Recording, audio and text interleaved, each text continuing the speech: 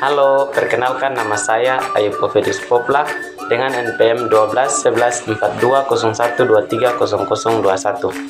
Saya mahasiswa dari Universitas Kristen Indonesia Maluku, Fakultas Kesehatan, Prodi Keperawatan.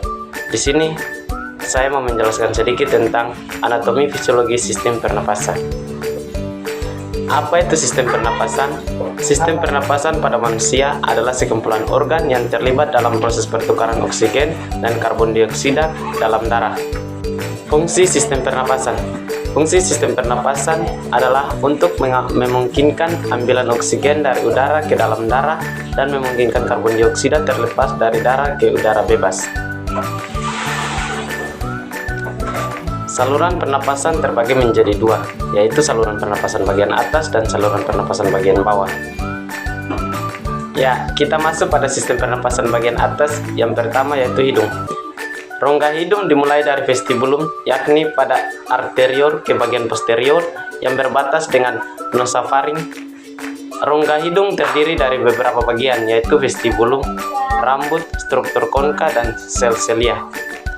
Kita masuk pada fungsi dari rongga hidung. Yang pertama, fungsi perifer. Bulu hidung sebagai penyaring debu, silia yang menyaring partikel benda asing. Yang kedua, fungsi lubrikasi. Jalan napas menjadi tidak kering karena lubrikasi dari kelenjar, submukosa, dan sel goblet. Yang berikut, fungsi pemanasan dan pendinginan udara. Karena kayaknya vaskulariasis di dalam rongga hidung yang berfungsi sebagai konduksi dari pemanas. Saluran pernapasan bagian atas yang kedua yaitu sinus. Sinus adalah rongga kecil yang saling terhubung melalui saluran udara di dalam tulang tengkorak. Sinus terletak di belakang tulang dahi, bagian dalam struktur tulang pipi, kedua sisi batang hidung dan mata. Fungsi sinus. Ada beberapa fungsi sinus adalah sebagai berikut: mengurangi massa tulang wajah, meningkatkan resonansi suara sesuai penyangga terhadap trauma wajah, visualisasi struktur mata dari gigi terhadap perubahan suhu yang cepat pada rongga hidung, melembabkan dan memanaskan udara karena sirkulasi udara yang lambat pada daerah ini sebagai bagian dari sistem pertahanan tubuh. Saluran pernapasan yang ketiga adalah faring. Faring merupakan nama lain dari tenggorokan bagian atas, berupa tabung yang terletak di belakang mulut dan rongga hidung dan menghubungkan keduanya ke trakea atau batang tenggorokan. Fungsi faring dalam sistem pernapasan adalah menyalurkan udara dari hidung dan mulut ke trakea. Saluran pernapasan bagian atas yang keempat adalah epiglotis. Epiglotis merupakan lipatan tulang rawan yang terletak di belakang lidah, tepatnya di atas laring atau kotak suara seperti katup. Epiglotis akan terbuka saat bernapas untuk memungkinkan udara masuk ke laring menuju paru-paru, lalu saat makan, epiglotis akan menutup untuk mencegah makanan dan minuman masuk ke saluran pernapasan dan menyebabkan terdesak. Fungsi untuk mencegah makanan dan minuman masuk ke saluran udara pada tenggorokan. Ya, kita masuk pada saluran pernapasan yang kedua, yaitu saluran pernapasan bagian bawah. Yang pertama, laring. Laring atau kotak suara terletak di bawah persampingan saluran faring yang membelah menjadi trakea dan kerongkongan. Organ pernapasan ini memiliki dua pita suara yang membuksat pernapasan dan menutup untuk memproduksi suara. Fungsi utama laring adalah untuk melindungi saluran pernapasan di bawahnya dengan cara menutup secara cepat pada stimulasi mekanik sehingga mencegah masuknya benda asing ke dalam saluran pernapasan. Saluran pernapasan bagian bawah yang kedua adalah trakea. Trakea adalah organ pernapasan manusia berbentuk tabung besar. Organ ini memiliki panjang sekitar 11 cm dan lebar 2,5 cm. Letak trakea berada tepat di bawah laring atau kotak suara dan berakhir di tengah dada, tepatnya di balik tulang dada dan di depan esofagus. Trakea tersusun dari otot dan tulang rawan berbentuk cincin sebanyak 16-22 buah. Tulang cincin ini yang membantu agar udara dapat keluar masuk dengan lancar.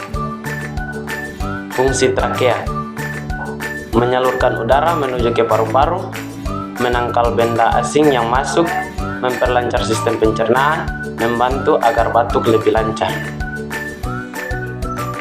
Ya, Kita masuk pada saluran pernapasan bagian bawah yang ketiga adalah paru-paru. Paru-paru adalah organ yang berlangsung untuk mengolah udara yang masuk dan memisahkan oksigen dengan karbon dioksida. Organ ini terdiri dari dua pasang, yang masing-masing bagiannya punya ciri yang berbeda. Pada dasarnya paru-paru kanan punya ciri yang berbeda. Paru-paru kiri orang dewasa memiliki berat sekitar 325 sampai 550 gram. Sementara itu paru-paru kanan punya bobot sekitar 375 sampai 600 gram. Masing-masing paru-paru dibagi menjadi beberapa bagian, yaitu disebut dengan lobus. Paru-paru kiri terdiri atas dua lobus.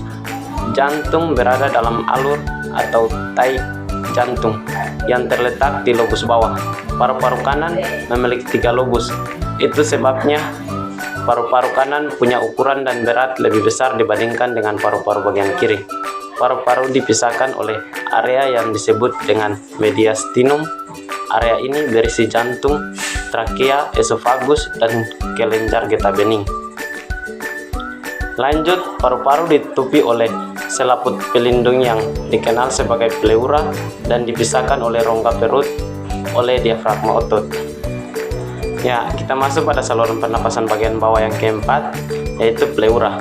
Pleura adalah membran tipis yang berlapis ganda yang melapis paru-paru. Lapisan ini mengeluarkan cairan yang disebut dengan cairan serus yang berfungsi untuk melumasi bagian dalam rongga paru agar tidak mengiritasi paru saat mengembang dan berkontraksi saat bernapas. Kita masuk pada saluran pernapasan bagian bawah yang kelima, yaitu bronkus dan bronkiolus. Bronkus adalah pencabungan saluran udara dari trakea menuju bagian kanan dan kiri paru-paru. Bronkiolus merupakan tabung dari bronkus yang adalah cabang batang tenggorokan yang terletak setelah tenggorokan sebelum paru-paru. Fungsi bronkus dan bronkiolus. Bronkus mengantarkan udara dari saluran napas atas ke dalam paru-paru sekaligus mengeluarkannya dari paru-paru. Bronkiolus akan membawa udara yang kaya akan oksigen ke kantung udara alveolus. Kita masuk pada saluran pernapasan bagian bawah yang keenam, yaitu alveoli. Alveoli adalah rongga berbentuk cekung yang dikelilingi oleh banyak kapiler kecil. Fungsinya adalah sebagai tempat pertukaran oksigen dan karbon dioksida. Alveoli kemudian menyerap oksigen dari udara yang dibawa oleh bronkiolus dan mengalirkannya ke dalam darah. Kita masuk pada saluran pernapasan bagian bawah yang ketujuh adalah diafragma. Diafragma adalah otot pernapasan berbentuk kubah yang terletak di dekat bagian bawah tulang rusuk, tepat di bawah dada. Saat kamu menghirup dan pernapasan lainnya di sekitar paru-paru berkontraksi, diafragma melakukan sebagian besar tugas selama peristiwa pernapasan manusia. Lanjut, diafragma merupakan sekat yang membatasi perut dan dada.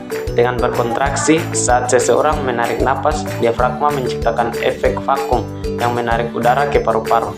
Sedangkan saat mengeluarkan napas, diafragma kembali rileks dan udara didorong keluar dari paru-paru. Demikian penjelasan saya tentang anatomi fisiologi sistem pernapasan. Sekian dan terima kasih. Bye-bye.